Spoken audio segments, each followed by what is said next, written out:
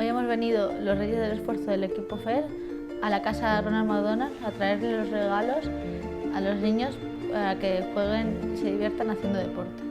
Lo que la casa hace es ofrecer alojamiento a aquellas familias que se han tenido que desplazar hasta Valencia para que su hijo o hija siga un tratamiento médico derivado de una enfermedad grave o de larga duración.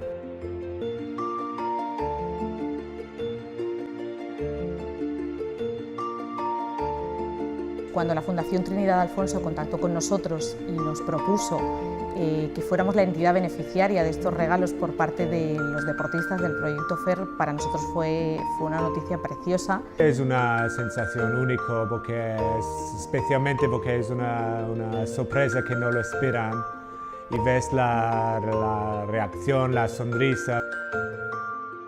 Ha sido una experiencia muy bonita y una experiencia muy positiva el poder realizar la visita a la Fundación Ronald McDonald.